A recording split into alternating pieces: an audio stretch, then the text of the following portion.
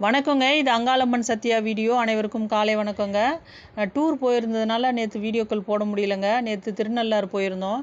அங்கே வந்துங்க நலன் களி தீர்த்த விநாயகர் இந்த இடத்துல பக்கத்தில் திருநங்கைகள் என்ன பண்ணுறாங்க, தேங்காய் வச்சு சுற்றி போட்டு சூற தேங்காய் உடச்சி அனுப்புகிறாங்க.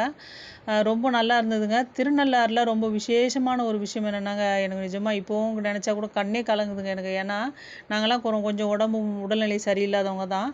அப்படி இருக்கும் பொழுது நாங்கள் பயங்கர குளிர், அதாவது பஸ்ஸில் போகும்போதே ஒரு டீ காஃபி குடிக்கிறதுக்கு கூட இறங்குனா கூட குளிர் தாங்க முடியல. அந்த மாதிரியான குளிராக இருந்தது நைட்டில். விடிஞ்சு நாங்கள் போய் எப்படி குளத்துல குளிக்க போகிறோம், எப்படி அது ரொம்ப குளிராக இருக்கும் போல இருக்கே அப்படின்னு ரொம்ப பயந்துகிட்டே போனோம். நாங்கள் அங்கே போயிட்டு சீயக்காய், எண்ணெய், அப்புறம் எள்ளு ஒரு கருப்பு துணியில் முடிச்சு போட்டு கொடுக்குறாங்க. அங்கே போயிட்டு சீக்காய் தேய்ச்சி குளிச்சுட்டு அந்த எள்ளு மூட்டையை அந்த நம்மளுக்கு சுற்றி போட்டு குளத்துல போட்டுற சொன்னாங்க. நான் கூட போகும்போது நினச்சேங்க, எப்படி ரொம்ப குளிராக இருக்கும் பொழுது குளிக்க முடியுமா என்ன அப்படின்ட்டு. ஆனால் உண்மையை சொல்கிறேங்க, அங்கே தர்பாரீஸ்வரர் அப்படி சிவன் இருக்காருன்றாங்க. அந்த சிவபெருமானும் அங்கே இருக்கார், அந்த குளத்துல வாசம் செய்கிறாரு. சனி பகவானும் அந்த குளத்துல கண்டிப்பாக இருக்காருங்க, இல்லாமலாம் கிடையவே கிடையாது. ஏன்னா நாங்கள் அவ்வளோ குளிராக இருக்கும்னு நினச்சிட்டு அந்த தண்ணியில் இறங்குறோங்க.